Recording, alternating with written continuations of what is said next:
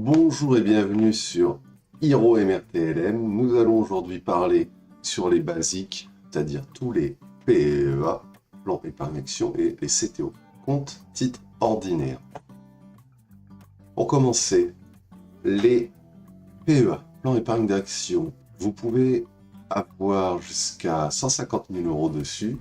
Et une des exclusivités, c'est qu'il faut des actions européennes. Après, en fonction de votre courtier, ou broker, ou comme vous voulez, il aura plus ou moins accès facilement à certaines bourses européennes et vous pourrez avoir des surfrais sur les bourses auxquelles il n'appartient pas réellement.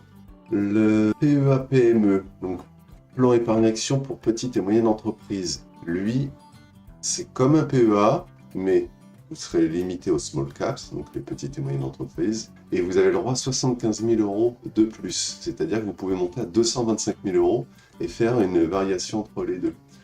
Pour chacun des PEA et PEA-PME, ils sont limités à un seul par personne. Vous avez le droit d'avoir un PEA et un PEA-PME.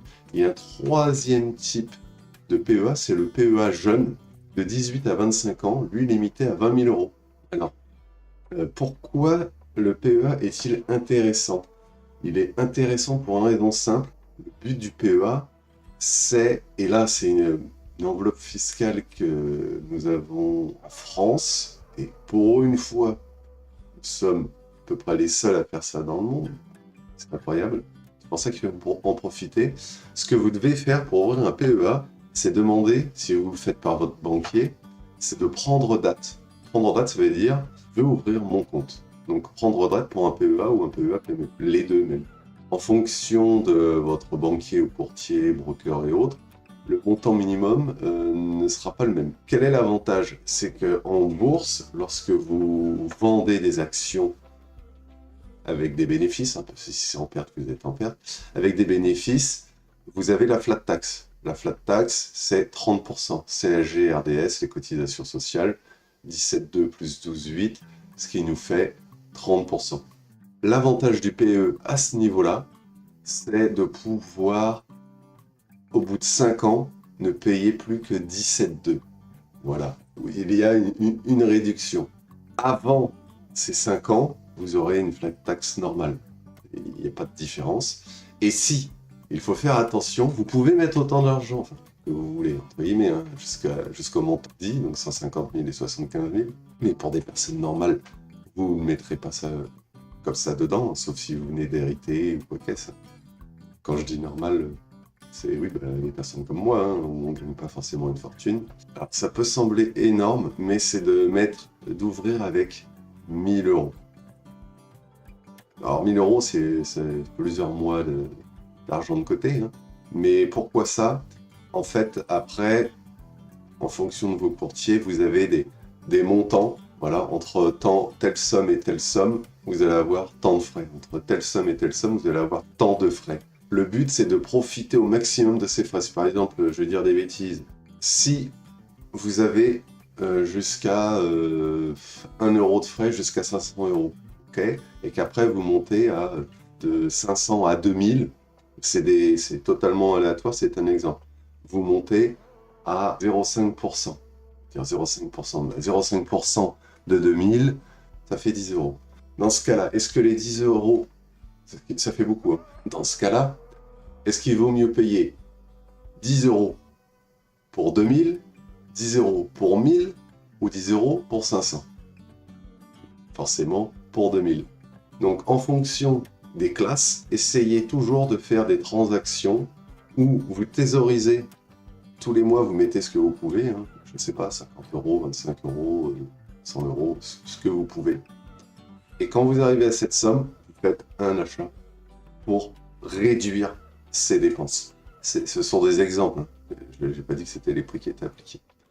En général, ne passez absolument pas par vos banques traditionnelles. Je le dis, hein, parce que je l'ai fait. J'ai fait moi aussi des bêtises. Hein. Mais ce sont des escrocs, totalement. Ce sont vraiment des escrocs et des voleurs. Ils vont essayer, de vous dire, est-ce que vous voulez une gestion faite par l'organisme ou gérez vous-même?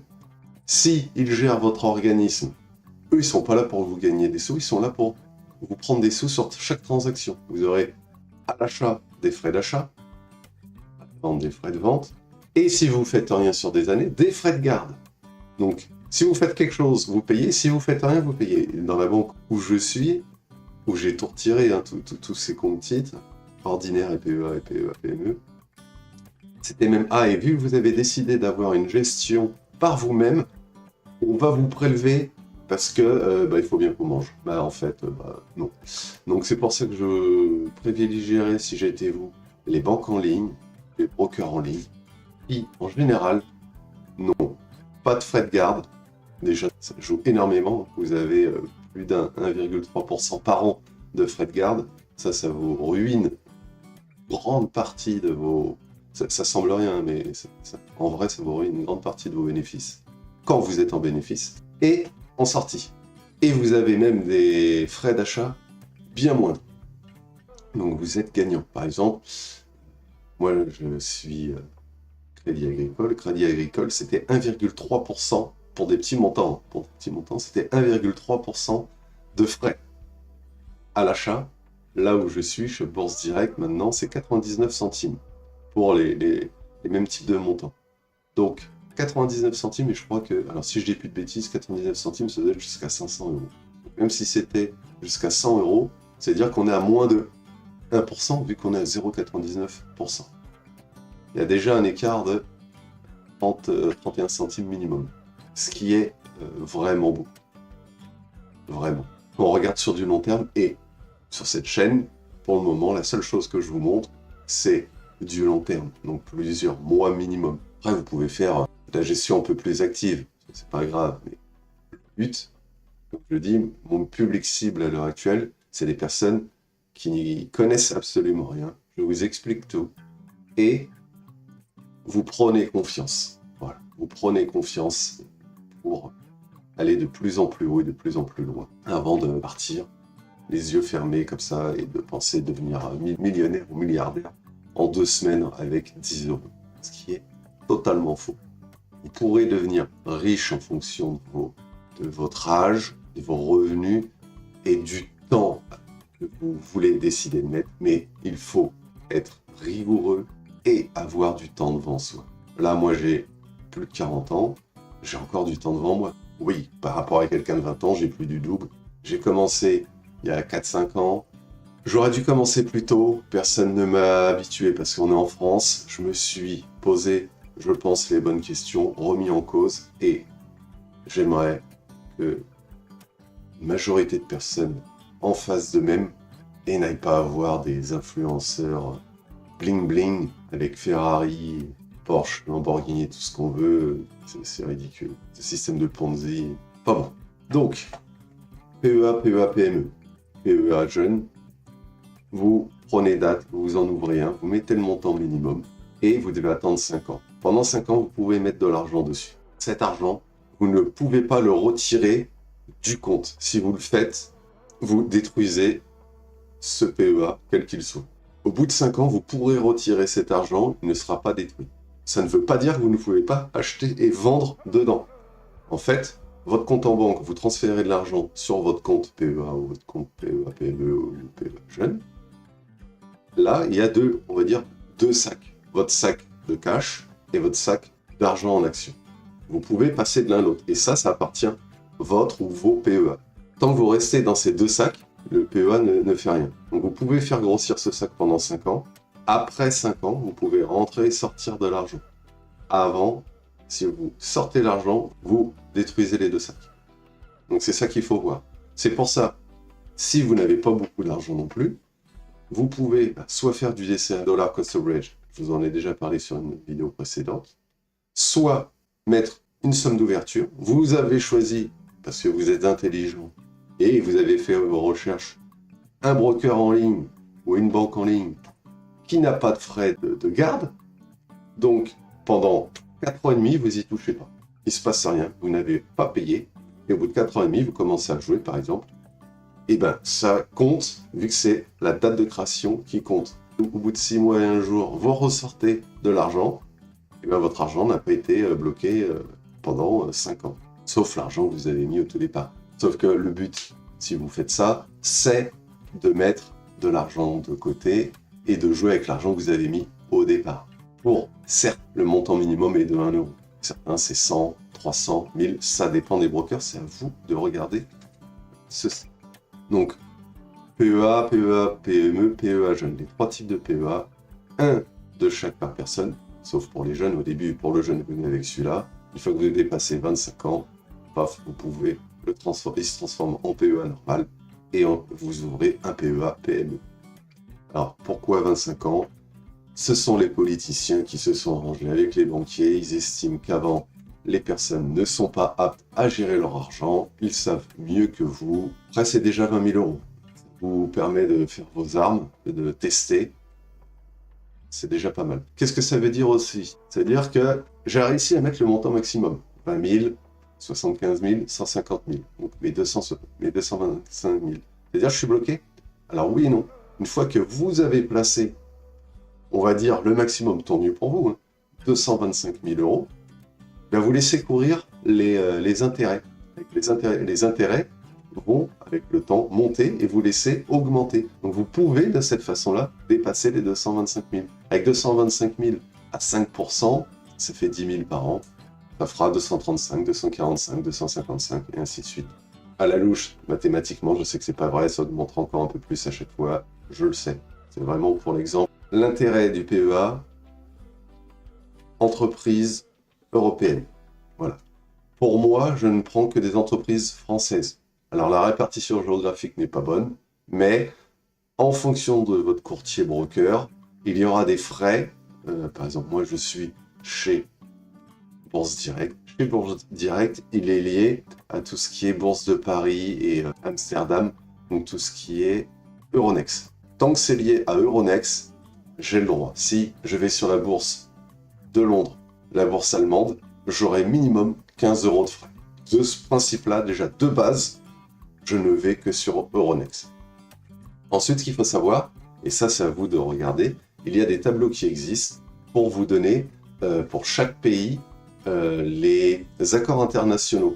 C'est-à-dire, si vous achetez des actions italiennes, l'Italie va peut-être prendre, on va dire, 15% de base. Par contre, la France, elle veut aussi son gâteau. La France, elle va dire, c'est 15%, moi je vais prendre 22%. Donc 15 plus 22, vous êtes à 37%. Donc là, vous êtes au-dessus de la flat tax. Les Belges, ils vont prendre un certain pourcent. Les Suédois, chaque pays, et je vous mettrai un tableau là, chaque pays a ses trucs. Donc, certains pays, ça peut être intéressant. Pour éviter ça, et parce que je suis feignant dans un sens, hein, j'ai pas envie de m'embêter avec les règles, je prends que du français. La répartition géographique n'est pas bonne, puisque je suis 100% français, mais voilà. Donc là, vous pouvez voir donc, sur mon compte PEA, donc à l'heure actuelle, j'ai 6 500 euros environ, et presque 89 euros en cash. Je détiens de l'air liquide. Alors, air liquide non nominatif, voilà, une action. Air liquide nominatif, voilà, 11 actions. Alors ça, c'est l'Amundi MSCI World ETF Europe capitalisé. 2 actions. Coface, une action. Danone, 10 actions. GTT, une action. LVMH, une action. Michelin, 9 actions. Orange, 1. Pernod Ricard, 5. Sanofi, 2. Total Energy, 5. Et Vivendi, 50. Sur mon PEA PME, j'en ai beaucoup moins. ABC Arbitrage, je suis en moins-value.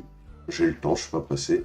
CBO Territorial. Le CBO Territorial, je suis dans un range plutôt note, des fois positive, des fois négative. Et Kaufman Broad. Donc là, beaucoup moins de monde. J'ai aussi moins, vous voyez, 630 euros de mis en action et 215 en cash. Ça, je compte acheter quelque chose plus tard, mais c'est pas ce qui compte pour le moment. Ça, vous pouvez voir, ça c'est Bourse Direct. Alors je ne fais pas de pub, hein. C'est celui que j'utilise parce que pour moi, au vu de mon utilisation, c'était le plus rentable. Par rapport au montant minimum, par rapport aux frais, par rapport aux sommes que j'ai l'habitude de placer et de jouer d'un coup, et avec mon choix de ne pas aller sur les bourses autres que Euronext. Si vous commencez à aller sur d'autres trucs, pour vous, Bourse Direct peut ne pas du tout être ce qui convient. Et donc là, qu'est-ce que c'est? Ça, c'est un ETF monde. Donc ça veut dire que je suis dans je ne sais plus combien de pays avec 1600 entreprises. Donc là, je suis diversifié. Donc les ETF, c'est aussi une façon différente et intelligente de se diversifier via les PEA. Dans les PEA, ce sont principalement des actions, vous ne pouvez pas avoir de commodities, vous ne pouvez pas faire de futurs, vous ne pouvez pas faire de dérivés, juste des actions et des ETF. Quelle est la différence avec le CTO? Avec les CTO, compte titre ordinaire, donc là, toutes les banques, tous les courtiers, tous les brokers en font, vous êtes forcément soumis à la flat tax. Par contre, vous n'avez aucune restriction. Vous pouvez avoir les actions normales, les actions futures, les dérivés, les commodities, les securities, le forex. Ce sont les échanges entre devises, euros, dollars. C'est pas le même que dollar-euro, ainsi de suite. Sur le CTO, le gros avantage du CTO, c'est que vous pouvez acheter ce que vous voulez, où vous voulez. Sur mon CTO, c'est là où j'ai plus toutes mes entreprises internationales. Alors déjà, j'ai pas d'entreprise chinoise. J'en ai eu un moment, elles se sont toutes faites déglinguer. Pourtant, j'avais étudié les entreprises. Hein. Mais avec le gouvernement chinois qui, du jour au lendemain, décide, bah ça, c'est mort. C'est ingérable.